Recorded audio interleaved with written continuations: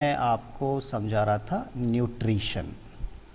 Nutrition का मतलब वो तरीका क्या है जिससे लिविंग अपना फूड रिसीव करता है। तो कल हमने दो बातें और जानी थी, एक था ऑटोट्रॉपिक न्यूट्रिशन और दूसरा था हमारा हेटेरोट्रॉपिक न्यूट्रिशन। ठीक है, दो थे ना कल।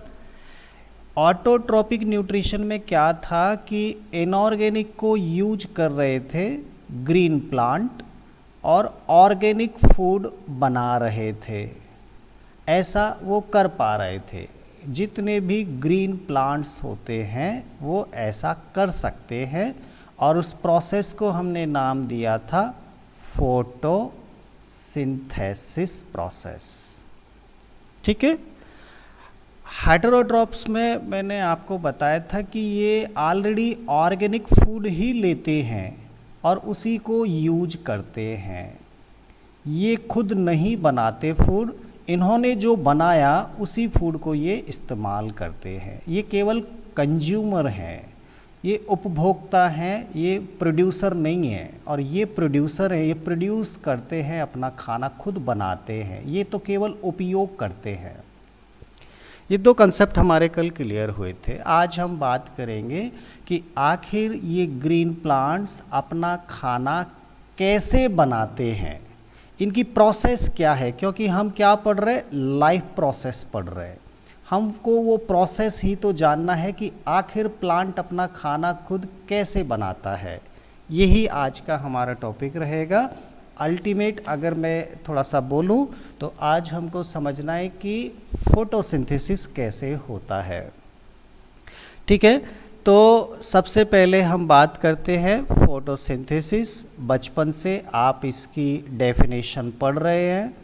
फोटोसिंथेसिस का मतलब होता है a process by which green plant prepare their food.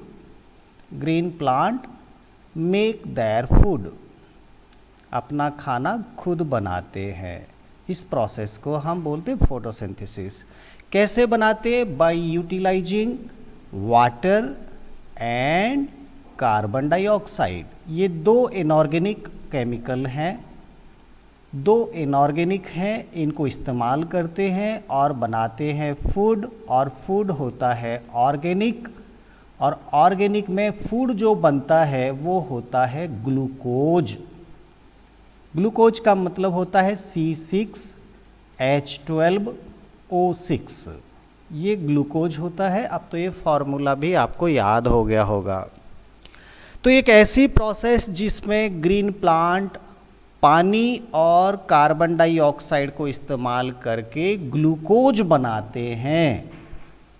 वो फूड क्या है? वो ग्लूकोज है। क्या बनेगा? C6H12O6। किस किस चीज़ को यूज करेगा प्लांट? वाटर और कार्बन डाइऑक्साइड। ठीक है। अब देखिए, कोई भी दुनिया में ऐसा काम नहीं है जिसे बिना एनर्जी के किया जाए। कोई भी काम करना है, कोई भी वर्क अगर करना है तो वर्क करने के लिए हमको एनर्जी की आवश्यकता होती है। ये तो हमको याद है बिल्कुल। ये जो लाइफ है, ये अपनी लाइफ प्रोसेस कर रही है, इसको भी तो एनर्जी चाहिए, तभी तो वो फूड लिया उसने, फूड से ही तो एनर्जी निकालेगी। तो एनर्जी तो सबको चाहिए। अब ये भी तो एक काम है, फोटोसिंथेसिस करना भी तो अपने आप में एक प्रोसेस है, एक वर्क है, एक काम है। ये काम बिना एनर्जी के थोड़ी होगा भाई, एनर्जी तो चाहिए तभी तो काम होगा। तो यहाँ पर फोटोसिंथेसिस में एनर्जी कहाँ से आएगी? आपको एक चीज़ और याद रखना, एनर्जी ना तो कोई बना सकता है और ना एनर्जी को कोई नष्ट कर सकता है। एनर्जी को केवल एक रूप से दूसरे रूप में हम कन्वर्ट कर सकते हैं। Energy can not be created and can not be destroyed, only we can convert one form of energy into another form of energy. हम लोग क्या कर सकते हैं? लाइट एनर्जी को हीट एनर्जी में कन्वर्ट कर सकते हैं हीटर चलाकर। हाँ, हम सोलर एनर्जी से इलेक्ट्रिक एनर्जी बना सकते हैं सोलर डिवाइस लगा के। हम कोई भी इलेक्ट्रिकल एनर्जी को मैकेनिकल एनर्जी में कन्वर्ट कर सकते हैं, मोटर या पंखा घुमा के, वो मैकेनिकल एनर्जी है।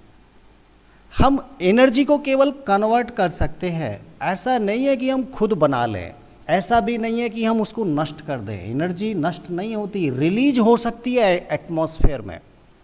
वो जो कोयले को जब हम जलाते हैं तो उससे जो एनर्जी निकलती है, चाहे आप उससे बर्तन गर्म कर लो, खाना पका लो, अगर नहीं पकाया तो हीट तो रिलीज होके चली जाएगी स्पेस में। ये कंसेप्ट समझ में आना चाहिए। तो यहाँ पर भी क्या है, ये फूड बना रहे हैं, फूड में क्या होती है, एनर्जी होती है। फूड में क्या होती है, एनर्जी। तो ये एनर्जी आखिर आई कहाँ से? एक्चुअली ये एनर्जी आई जब प्लांट खाना बना रहा था तो उसने एनर्जी यूज किया था। बिना एनर्जी के ये खाना थोड़ी बन गया, उसने सनलाइट की एनर्जी को इस्तेमाल किया था, और सनलाइट की एनर्जी को ही उसने केमिकल के रूप में इकट्ठा कर लिया। इसका मतलब फोटोसिंथेसिस में प्लांट क्या करते हैं, सनलाइट की एनर्जी को इस्तेमाल करके उसे कन्वर्ट करते हैं केमिकल एनर्जी में। केमिकल एनर्जी, उसने जो ये केमिकल बनाया, जो ग्लूकोज बनाया, जो फूड बनाया, फूड अपने आप में केमिकल है, ऑर्गेनिक केमिकल है। तो इस फूड के अंदर वो एनर्जी स्टोर है, और इस एनर्जी को फिर एक लिविंग अपने लिए इस्तेमाल करता है। एनर्जी तो फिर फूड से मिला। फूड में कहाँ से आई, सोलर सनलाइट की एनर्जी। इसका मतलब इस दुनिया में जितने भी लिविंग हैं, उन सभी लिविंग को एनर्जी एक्चुअल में कहाँ से आ रही है, एक्चुअल में आ रही है सन से। सनलाइट अगर नहीं होती तो प्लांट फूड नहीं बना पाते, और प्लांट फूड नहीं बना पाते तो किसी को भी एनर्जी नहीं मिल पाती। प्लांट में वो पावर है। प्लांट एक ऐसी मशीन है जो सनलाइट की एनर्जी को केमिकल एनर्जी में चेंज कर सकता है। देखिए, आपने अभी तक ये केवल रटा होगा, मैं आपको कंसेप्ट क्लियर कर रहा हूँ। सनलाइट की एनर्जी से केमिकल एनर्जी बनाने की पावर किसके पास है, ग्रीन प्लांट के पास। इसका मतलब ग्रीन प्लांट में कोई ऐसी मशीन होगी जिस मशीन से वो सनलाइट की एनर्जी को केमिकल में चेंज कर सकता है, और उस मशीन का नाम क्या है, वो मशीन जो प्लांट की सेल में अंदर मौजूद है, जो ऐसा कर सकती है, उसे हम बोलते हैं प्लास्टिड।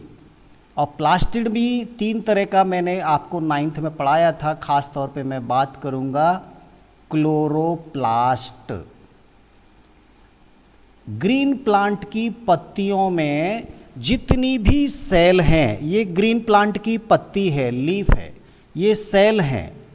इन हर सेल के अंदर अगर क्लोरोप्लास्ट मौजूद है, अंदर अगर क्लोरोप्लास्ट मौजूद है, तो ये सेल सोलर एनर्जी को केमिकल एनर्जी में कन्वर्ट कर सकती है। बात समझ में आई? क्लोरोप्लास्ट वो मशीन है जिससे वो सोलर एनर्जी को केमिकल एनर्जी में कन्वर्ट कर सकता है, या कहें कि वो फूड बना सकता है। यही कारण है क्योंकि क्लोरोप्लास्ट केवल ग्रीन प्लांट में मिलते हैं, इसीलिए ग्रीन प्लांट ही ऐसा फूड बना सकते हैं। एक एनिमल की सेल में कभी भी प्लास्टिड नहीं होता, किसी भी टाइप का प्लास्टिड नहीं होता, इसलिए एनिमल अपना खाना खुद नहीं बना सकते। एकदम कंसेप्ट क्लियर होना चाहिए। इसका मतलब प्लांट जब खाना बनाता है, प्लांट जब फोटोसिंथेसिस करता है, फोटोसिंथेसिस में क्या क्या चीज़ की ज़रूरत हो गई, प्लांट के पास क्या होना जरूरी है, प्लास्टिड होना जरूरी है। प्लास्टिड भी कौन सा, क्लोरोप्लास्ट होना जरूरी है। क्लोरोप्लास्ट एक मशीन, एक फैक्ट्री के रूप में काम करेगा। इस मशीन में ये वो मशीन है जो ऐसा काम करती है, फोटोसिंथेसिस करने का काम करती है। इसमें दो रॉ मटेरियल डालना है, बाहर से दो सामान डालना है, एक को बोलते हैं वाटर और एक को बोलते हैं कार्बन डाइऑक्साइड। जब ये दोनों इसमें जाएंगी और इसमें एनर्जी के रूप में कौन आएगा, सनलाइट आएगा। सनलाइट जब आएगा, देखिए कोई भी फैक्ट्री, कोई भी मशीन बिना एनर्जी के थोड़ी चलेगी। या तो करंट लगाओ या कोयला जलाओ या पेट्रोल जलाओ, कोई ना कोई एनर्जी का सोर्स तो होना चाहिए। तो प्लांट के पास एनर्जी का सोर्स क्या है, सनलाइट। वो इस एनर्जी को इस्तेमाल करती है और जब ये एनर्जी इन केमिकल के साथ जब रिएक्शन करती है तो हमको ग्लूकोज बनता है और ग्लूकोज में वो सनलाइट की एनर्जी स्टोर हो गई। इसका मतलब ग्लूकोज में केमिकल एनर्जी मौजूद होती है। ये आपका फोटोसिंथेसिस है। बहुत ही सिंपल शब्दों में मैं आपको समझाने की कोशिश कर रहा हूँ। बुक में ऐसा कुछ नहीं लिखा है, लेकिन एक बार जब आप ये समझ जाएंगे तो आपको बुक पढ़ना बहुत आसान हो जाएगा। क्या क्या चीज़ की ज़रूरत हो गई। सबसे पहली बात, फोटोसिंथेसिस के लिए वाटर की आवश्यकता होती है। नंबर 2, फोटोसिंथेसिस के लिए कार्बन डाइऑक्साइड की आवश्यकता होती है। नंबर 3, फोटोसिंथेसिस के लिए क्लोरोप्लास्ट की आवश्यकता होती है। अगर क्लोरोप्लास्ट नहीं होगा तो ये फूड नहीं बन पाएगा। ये कहाँ होता है क्लोरोप्लास्ट, केवल ग्रीन प्लांट की सेल में होता है। और चौथी बात, यहाँ सोलर एनर्जी होना जरूरी है। हाँ, यहाँ सोलर एनर्जी होगा। ये 4 चीज़ जब तक नहीं होंगी, अगर एक भी चीज़ इनमें से कम पड़ गई तो आपका ग्लूकोज नहीं बन पाएगा। So these are the 4 items required for photosynthesis. We can say photosynthesis is a process by which plant make their food by utilizing water, carbon dioxide in presence of sunlight with the help of chloroplast. सभी चीज़ इस definition में मैंने शामिल कर दी। ठीक है, तो आपको समझ में आया वाकई में उस फूड में एनर्जी कहाँ से आई। भाई एनर्जी तो कोई बना नहीं सकता, एनर्जी को कोई ख़त्म नहीं कर सकता, केवल एक फॉर्म से दूसरे फॉर्म में कन्वर्ट कर सकते हैं। तो प्लांट ने वही किया। उसने क्या किया, इन केमिकल के अंदर ये जो 2 केमिकल थे वाटर और कार्बन डाइऑक्साइड, इन केमिकल को जोड़ दिया और जोड़कर उसमें एनर्जी स्टोर कर दी, एनर्जी को स्टोर कर दिया फूड में, वो कन्वर्ट कर दिया उसने। ये आपका फोटोसिंथेसिस है। अब सवाल ये आता है, अगर प्लांट फोटोसिंथेसिस करेगा तो प्लांट की सेल के पास 2 चीज़ बाहर से आना चाहिए, एक तो वाटर आना चाहिए और एक कार्बन डाइऑक्साइड आना चाहिए। भाई फोटोसिंथेसिस करेगा कौन, फोटोसिंथेसिस करेगा प्लांट की सेल, खास तौर पे जो लीव्स हैं वो लीव्स की ग्रीन सेल ये सब काम करने वाली है। अब देखिए फोटोसिंथेसिस होगा कहाँ, ये मान लीजिए वो ग्रीन लीव्स है और ग्रीन लीव्स के अंदर ये मान लीजिए वो सेल है और सेल के अंदर ये मान लीजिए आपका क्लोरोप्लास्ट है। मैंने एक सेल बनाई, ये मैंने क्लोरोप्लास्ट बनाया। इसके ऊपर सनलाइट आएगा, ये आराम से आ सकता है क्योंकि प्लांट की जो लीव्स हैं वो सनलाइट में बिखरी रहती है, ओपन रहती हैं, एक्सपोज रहती हैं। सनलाइट तो पूरी लीव्स के ऊपर गिरता है। अगर सनलाइट नहीं गिरेगा तो फिर फूड नहीं बना पाएगा। तो सनलाइट आने में तो कोई दिक्कत नहीं है, लेकिन ये सेल अगर फूड बनाएगा तो 2 चीज़ और आना चाहिए, एक तो पानी आना चाहिए और एक कार्बन डाइऑक्साइड आना चाहिए। ये कहाँ से आएगा, तो याद करो वाटर जो है वो हवा में भी मौजूद है, ध्यान देना हवा में मौजूद है, लेकिन क्या हवा का पानी इस सेल के अंदर आएगा, नो, हवा का पानी इस सेल के अंदर थोड़ी आएगा। पानी तो प्लांट की रूट एब्जॉर्ब करती हैं और रूट से ये पानी जाएगा, पानी जाके वो लीव्स की सेल तक पहुंचेगा। एक सेल से दूसरी सेल को मैंने आपको डिफ्यूजन पढ़ाया था, मैंने आपको ऑस्मोसिस भी पढ़ाया था। So diffusion, osmosis and different pressure which are responsible to transfer this water to the cell of green leaves. हाँ, ये ट्रांसपोर्टेशन कैसे होता है ये भी हम पढ़ेंगे थर्ड लाइफ प्रोसेस में, कि प्लांट पानी को कैसे ऊपर चढ़ाता है, ये भी हम पढ़ेंगे, लेकिन ये टॉपिक बाद का है। तो any how through the xylem, इस पत्ती में पानी आता है और वो पानी इसकी हर सेल के अंदर पहुंच जाता है। मतलब यहाँ पानी पहुंच गया तो ये पानी इस प्लास्टिड के अंदर भी पहुंच जाएगा। पहले सेल के अंदर जाएगा, सेल से फिर पानी कहाँ जाएगा, क्लोरोप्लास्ट के अंदर चला जाएगा। फोटोसिंथेसिस कौन करेगा, फोटोसिंथेसिस क्लोरोप्लास्ट करेगा। ठीक है, तो पानी की व्यवस्था तो हो गई। अब अगली व्यवस्था क्या करनी है, अगली व्यवस्था हमको करनी है, ये कार्बन डाइऑक्साइड गैस के रूप में होता है, ये कहाँ से आएगी, गैस कहाँ से आएगी। तो भैया गैस तो एटमॉस्फेयर में मिलती है, बाहर हवा में एयर मौजूद है, और एयर के अंदर तो बहुत सारी गैस मौजूद हैं। आपको इतना भी मालूम होगा एयर के अंदर कौन कौन सी गैस मौजूद है, नाइट्रोजन है, ऑक्सीजन है, कार्बन डाइऑक्साइड है। इवन आपको तो परसेंटेज भी याद होगा, ऑक्सीजन कितना है 21%, नाइट्रोजन कितना होता है 78%, कार्बन डाइऑक्साइड कितना होता है 0.03%। हाँ, याद है, मैंने क्लास 9th में आपको पढ़ाया था नेचुरल रिसोर्सेज के अंदर। ठीक है, जो भी है, कुल मिला के हवा में कार्बन डाइऑक्साइड गैस है। अब सवाल ये है कि वो गैस यहाँ पे तो है, हवा में तो है, इस सेल के पास कैसे जाएगी। तो भैया यहाँ पे छोटे छोटे छोटे छोटे छेद होते हैं इस लीफ की अपर एपिडर्मिस में और लोअर एपिडर्मिस में, छोटे छोटे होल होते हैं, छोटे छोटे छेद होते हैं, ऊपर भी होते हैं, ऊपर थोड़ा कम होते हैं, नीचे ज़्यादा होते हैं, नीचे ज़्यादा होते हैं। तो इन छोटे छोटे स्मॉल जो पोर जैसे हैं, छोटे छोटे जो छेद हैं, स्मॉल पोर जो है, इनको हम बोलते हैं स्टोमेटा। इनको क्या बोलते हैं, स्टोमेटा।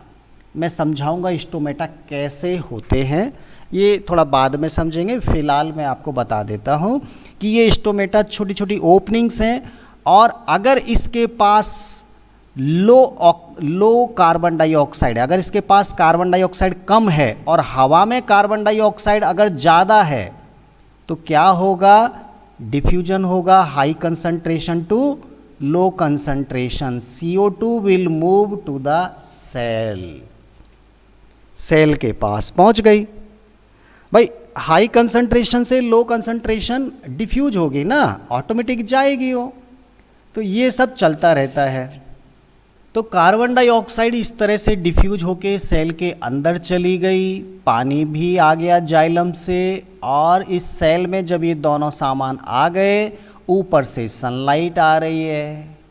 अब क्या होगा, यहाँ केमिकल प्रोसेस होंगी, और केमिकल प्रोसेस होंगी तो यहीं पर बन जाएगा आपका ग्लूकोज। इसके अंदर क्या बन जाएगा, ग्लूकोज बन जाएगा। ग्लूकोज के अलावा यहाँ ऑक्सीजन गैस भी बनती है। तो यहाँ ऑक्सीजन गैस भी बनती है लगातार, और वो ऑक्सीजन जब अंदर बहुत ज़्यादा बन जाती है तो high concentration to low concentration diffuse होके बाहर आ जाती है। इसका मतलब जब प्लांट फोटोसिंथेसिस करते हैं तो ऑक्सीजन गैस भी रिलीज करते हैं। ये एक और एक्स्ट्रा फ़ायदा हो गया हमारे लिए, फूड भी बना रहे हैं और फूड के साथ साथ ऑक्सीजन गैस भी बना रहे हैं। ये कहानी है फोटोसिंथेसिस की, लेकिन ये जैसा मैंने समझाया ऐसा नहीं है, ये स्टेप बाय स्टेप होती है। कौन कौन से स्टेप हैं फोटोसिंथेसिस के वो समझना ज़रूरी है। अब मैं बात करता हूँ स्टेप्स ऑफ फोटोसिंथेसिस। कौन कौन से स्टेप्स हैं जिनसे फोटोसिंथेसिस होता है। सबसे पहले क्या होता है, आपकी बुक में भी लिखा है। सबसे पहले तो हम ऐसा करते एक इक्वेशन बनाते कि क्या क्या चीज़ यूज हुई और क्या क्या चीज़ बनी। फोटोसिंथेसिस का सबसे पहले इक्वेशन सब बच्चों को याद होना चाहिए। 6 मॉलिक्यूल आपके वाटर के और 6 मॉलिक्यूल आपके कार्बन डाइऑक्साइड के, ये कंबाइन होते हैं, ये जुड़ते हैं। और जोड़ने के लिए यहाँ क्लोरोप्लास्ट के अंदर एक केमिकल है जो सनलाइट को एब्जॉर्ब करता है, उसे बोलते हैं क्लोरोफिल। ये जो क्लोरोप्लास्ट मैंने बनाया था, इस क्लोरोप्लास्ट के अंदर वो केमिकल हैं जिनको क्लोरोफिल बोलते हैं, वही सनलाइट को, एनर्जी को एब्जॉर्ब करते हैं। ठीक, नाम याद है क्लोरोफिल। क्लोरोप्लास्ट हरे रंग के क्यों होते हैं? क्योंकि उनमें ग्रीन कलर का क्लोरोफिल होता है, इसलिए तो हरे होते हैं, वो केमिकल है उसके अंदर। ठीक है, और यहाँ पे क्या चाहिए? सनलाइट चाहिए। तो ये तो 4 चीज़ हो गई, ये चारों चीज़ मिल गई तो क्या बनेगा? ग्लूकोज बनेगा। ग्लूकोज का मतलब C6H12O6 बनेगा, प्लस 6 मॉलिक्यूल ऑक्सीजन गैस के भी रिलीज होते हैं। ये इक्वेशन आपको याद होना चाहिए बिल्कुल। कोई भी पूछे, रात में भी पूछे, दिन में पूछे कि फोटोसिंथेसिस की इक्वेशन लिखो, तो तुरंत आपको ये इक्वेशन लिख देनी होगी। ठीक है, अब तो कोई रटना थोड़ी है, अब तो समझ में आ गया हमको। आप इधर क्लोरोप्लास्ट भी लिख देंगे तो काम चल जाएगा, लेकिन क्लोरोफिल लिखेंगे तो ज़्यादा ठीक रहेगा। एक्चुअल में क्लोरोफिल ही होते हैं क्लोरोप्लास्ट के अंदर, वो केमिकल होते हैं जो सनलाइट की एनर्जी को यूज करते हैं। तो फोटोसिंथेसिस अपने आप में एक केमिकल प्रोसेस होती है जिसमें इनऑर्गेनिक केमिकल आपस में जुड़ते हैं और एक ऑर्गेनिक केमिकल बनता है। तो ये एक केमिकल प्रोसेस है। आपने केमिस्ट्री में केमिकल प्रोसेस भी पढ़ी होंगी अलग अलग टाइप की, तो जस्ट मैं केवल आपको समझाया कि photosynthesis is also a chemical process. अब मैं स्टेप की बात कर रहा हूँ। सबसे पहले क्या होगा? नंबर 1 अगर हम बात करेंगे तो solar energy will be absorb किया जाएगा। एब्जॉर्ब्ड कौन करेगा? By chlorophyll. सबसे पहला यही काम होना है, solar energy will be absorbed by chlorophyll. Clear? सबसे पहले चलो एनर्जी आ गई अब लीफ की सेल के पास। अब इससे क्या करेगा? नंबर 2 हम बात करेंगे, ये सोलर एनर्जी जो है अभी वो सेल इसको इस्तेमाल नहीं कर सकती, पहले इसको कन्वर्ट करके केमिकल एनर्जी बनाना पड़ेगा, तब वो फोटोसिंथेसिस का काम शुरू कर पाएगा पेड़। तो यहाँ पे हम लिखेंगे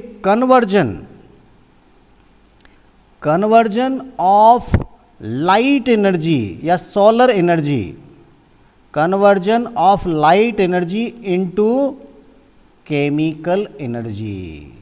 अब केमिकल एनर्जी प्लांट की सेल के पास आ चुकी है, अब वो इस एनर्जी से कोई भी काम कर सकता है, फूड बनाने का काम कर सकता है। ठीक है, 2 स्टेप समझ में आ गए। अगर प्लांट की सेल के पास एनर्जी ही नहीं होगी काम करने के लिए तो वो काम कैसे करेगा? सबसे पहले तो एनर्जी को एब्जॉर्ब करो, वो सोलर फॉर्म में थी, और फिर उसको कन्वर्ट करके केमिकल एनर्जी बना लो। केमिकल एनर्जी वाकई में क्या होता है? एटीपी। नाम याद है आपको?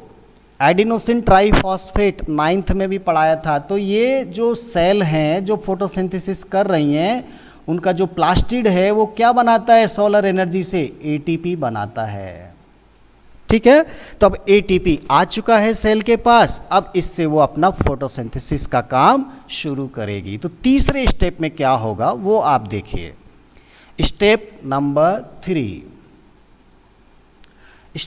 3 में होगा, ये जो पानी लिया H2O, हाँ वाटर था ना, ये पानी जब लिया तो इसको तोड़ देगी वो एनर्जी।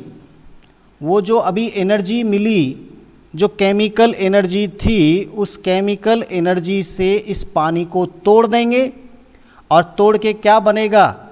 H आयन और OH आयन, ऐसे बनेगा। भाई पानी तो ऐसे ही टूटता है, H आयन और OH आयन, लेकिन ऐसे नहीं टूटता है। ये तो एक नॉर्मल प्रोसेस है, यहाँ पर कुछ स्पेसिफिक प्रोसेस हो रही है, फोटोसिंथेसिस हो रहा है।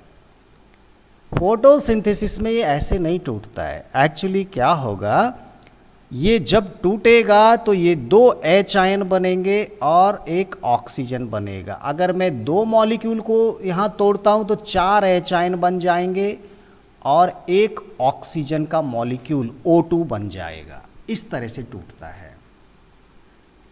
एक मॉलिक्यूल तोड़ेंगे तो 2 H ion plus O negative, लेकिन O अकेला नहीं रहता, इसलिए 2 H आयन और दे दो एक पानी तोड़ के, और वो भी जब बन जाएगा तो ये फिर आपका O2 बन जाएगा। 4 H आयन और एक O2। तो ये कुल मिला के ऑक्सीजन गैस पानी के टूटने से बनती है और फिर ये हवा में रिलीज हो जाती है। इसका तो कोई इस्तेमाल नहीं करेगा प्लांट, ये तो छोड़ दिया हवा में, ये रिलीज हो गई ऑक्सीजन। लेकिन ये जो H आयन हैं ये काम आएंगे। हाँ, H आयन बने ना पानी के टूटने से। तो तीसरे पॉइंट को क्या लिखना है? तीसरे पॉइंट को हमें लिखना है स्प्लाइटिंग ऑफ वाटर। स्प्लाइटिंग मतलब टूटना। Splitting of water and releasing of oxygen gas and H ion. तो ये जो आपका थर्ड स्टेप है उसमें पानी को तोड़ा जाएगा। अब चौथा स्टेप जो होगा वो क्या करेगा? देखिए ये ऑक्सीजन तो निकल गई, ये तो कोई काम नहीं आएगी, प्लांट ने निकाल दिया। पानी को तोड़ के जो ऑक्सीजन बनी वो तो निकाल दी हवा में, वो हमारे काम आएगी। लेकिन जो ये H आयन बने, H आयन CO2 के साथ जुड़ जाएंगे, ये H आयन जुड़ जाएंगे। ठीक है, तो ये H आयन यहाँ पर जुड़ेंगे। इसका मतलब जो कंपाउंड बनेगा उसमें कार्बन होगा, हाइड्रोजन होगा और ऑक्सीजन होगा। कार्बन है, हाइड्रोजन है, ऑक्सीजन है। तो ये जब इतने जुड़ेंगे, जैसे मान लीजिए यहाँ 6 कार्बन डाइऑक्साइड के मॉलिक्यूल हैं, तो यहाँ पर 12 हाइड्रोजन के मॉलिक्यूल चाहिए। मैं केवल बैलेंस कर रहा हूँ। तो यहाँ पर बनेगा C6H12 और O6 बनेगा, और चूँकि यहाँ पर 12 ऑक्सीजन है तो यहाँ 6 ऑक्सीजन और निकल जाएंगे। यहाँ पर 6 दूनी 12, 12 बने, 6 यहाँ आ गए तो 6, ये 3 मैंने बना दिया। जो भी है, मैं बैलेंस नहीं कर रहा हूँ, मैं केवल इतना समझा रहा हूँ कि इस कार्बन डाइऑक्साइड के साथ अगर हाइड्रोजन जुड़ जाए, कार्बन डाइऑक्साइड के साथ अगर हाइड्रोजन जुड़ जाए तो ग्लूकोज बन जाता है। ठीक है, चौथे स्टेप में क्या हुआ? चौथे स्टेप में अगर हम इसको साइंस की लैंग्वेज में लिखें तो यहाँ पे हुआ reduction of carbon dioxide. Carbon dioxide reduction का मतलब होता है हाइड्रोजन का जुड़ना, हाइड्रोजन का जुड़ना, एडिशन ऑफ हाइड्रोजन। तो क्या हुआ? CO2 के साथ जब हाइड्रोजन जुड़ गया तो बन गया C6H12O6, मतलब फूड बन गया, मतलब ऑर्गेनिक केमिकल बन गया। तो ये पूरी कहानी है जो 4 स्टेप में होती है। एक बार रिवाइज करो जल्दी से पूरे 4 स्टेप। सबसे पहले नंबर 1 एब्जॉर्प्शन ऑफ सनलाइट। सबसे पहले क्या होगा? Absorption of sunlight. ठीक है। नंबर 2 क्या होगा? Solar energy convert into chemical energy. Chemical energy बन गई, अब एनर्जी आ गई पेड़ के पास। अब क्या करेगा? स्प्लाइटिंग ऑफ वाटर करेगा। वाटर करेगा तो ऑक्सीजन बन जाएगी और हाइड्रोजन बन जाएंगे। ये हाइड्रोजन बन गई। अब जब हाइड्रोजन बन गई तो क्या करेगी? ये रिडक्शन कर देगी, रिडक्शन ऑफ CO2। CO2 के साथ हाइड्रोजन जुड़ जाएगी, हाइड्रोजन के जुड़ने को ही रिडक्शन बोलते हैं। तो बन जाएगा फूड, मतलब ग्लूकोज बन जाएगा। यही पूरा प्रोसेस कहलाता है फोटोसिंथेसिस। मैंने अपने तरीके से आपको फोटोसिंथेसिस समझाया, रटने की कोई ज़रूरत नहीं है। अच्छे ढंग से समझ में आ गया तो फोटोसिंथेसिस आपको परेशान नहीं करेगा। अब सवाल ये आता है, एक लास्ट पॉइंट और छूट गया है कि स्टोमेटा कैसे होते हैं, वो छोटे छोटे छेद कैसे होते हैं जो प्लांट की लीफ में पाए जाते हैं। अब देखिए ये प्लांट की लीफ है, ये इसकी अपर एपिडर्मिस कहलाती है। अपर एपिडर्मिस, जो बाहर का छिलका होता है ऊपर का, उसे अपर एपिडर्मिस बोलते हैं, और नीचे वाले को बोलते हैं लोअर एपिडर्मिस। ठीक है, नीचे की जो डर्मिस है इसमें ज़्यादा होल होते हैं, ज़्यादा स्टोमेटा पाए जाते हैं, और ऊपर में बहुत कम पाए जाते हैं। ऐसा इसलिए क्योंकि ऊपर से सनलाइट गिरेगी, अगर ज़्यादा होल होंगे तो यहाँ पर पानी का लॉस ज़्यादा हो जाएगा, गर्म हो जाएगी। ये थोड़ी कूल सरफेस होती है बजाय इसके, ये थोड़ी हॉट सरफेस होती है। तो गर्म जगह पे कम छेद हैं, ठंडी जगह पे ज़्यादा छेद है, इधर से हवा लगातार अंदर आएगी, हाँ, कोई नुकसान नहीं होगा पेड़ को। तो ये जो स्टोमेटा होते हैं, अगर मैं बात करूं इस तरह से, ये मान लीजिए अपर एपिडर्मिस है, ठीक है, और इसमें बीच बीच में इस तरह के ये छोटे छोटे होल्स है, और ये नीचे की एपिडर्मिस है, हाँ, इसमें जगह जगह इस तरह के होल्स है छोटे छोटे, लेकिन ये बार बार है इसमें, ये इस तरह का मैं आपको बना रहा हूँ। ये यहाँ से हवा अंदर जाती है इसमें, और अंदर जो लीफ की सेल हैं वो हैं। तो इस तरह का एक डायग्राम आप जब देखेंगे तो ये आपको स्टोमेटा दिखेगा। स्टोमेटा कैसा होता है, इसमें दो सेल होती है, ये दो सेल जो सेम की फली का बीज आता है उसके शेप की होती है, किडनी के जैसे होती है इस तरह की। ये दो सेल हैं, ये सेल है इसका न्यूक्लियस है, ये सेल है ये इसका न्यूक्लियस है, इनमें वैक्यूल भी होती हैं, यहाँ पे क्लोरोप्लास्ट भी होते हैं इनके अंदर। तो ये दो सेल जहाँ पे हैं, ये जो अंदर छेद रह गया, यहाँ से हवा अंदर बाहर हो जाएगी। ये आपका जो पोर है इसी को बोलते हैं स्टोमेटा। पूरा यूनिट को स्टोमेटा बोलते हैं, इसको स्टोमा बोलते हैं, स्टोमा। ठीक है, और इन सेल को क्या बोलते हैं, इन सेल को बोलते हैं हम गार्ड सेल। एक स्टोमेटा में कितनी गार्ड सेल होती हैं, दो गार्ड सेल होती है। ये एक गार्ड सेल और ये एक गार्ड सेल। गार्ड सेल में जो अंदर की लेयर है वो थोड़ा मोटी होती है, ये वाली, ये थोड़ी मोटी होती है अंदर की जो डर्मिस है, हाँ, ये सेल वॉल काफ़ी थिक होती है इसकी। तो ये स्टोमेटा है। अगर इनमें पानी अंदर जाता है तो ये गार्ड सेल फूल जाती हैं तो स्टोमेटा खुल जाता है। थोड़ा ये कंसेप्ट भी याद कर लो। अगर हम बात करें वाटर इन, तो क्या होगा, गार्ड सेल विल स्वेल, फूल जाएंगी, गार्ड सेल मोटी हो जाएंगी तो स्टोमेटा ओपन हो जाता है, स्टोमेटा ओपन। हाँ, और वाटर अगर आउट हो गया, गार्ड सेल में से बाहर निकल गया, तो गार्ड सेल क्या हो जाएंगी, श्रिंक हो जाएंगी, श्रिंक, पिचक जाएंगी तो स्टोमेटा क्लोज हो जाता है।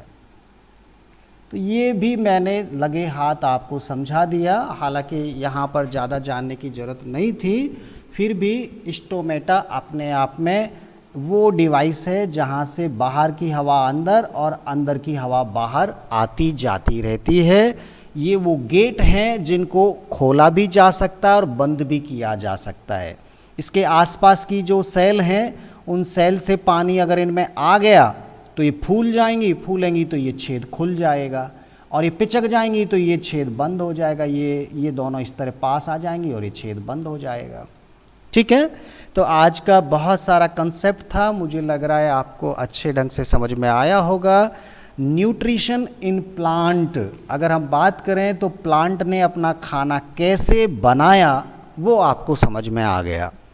कल की क्लास से हम शुरू करेंगे न्यूट्रिशन इन एनिमल, जो कि अगले वीक क्लास आएगी, वहाँ पे हम लोग बात करेंगे। ठीक है, ओके।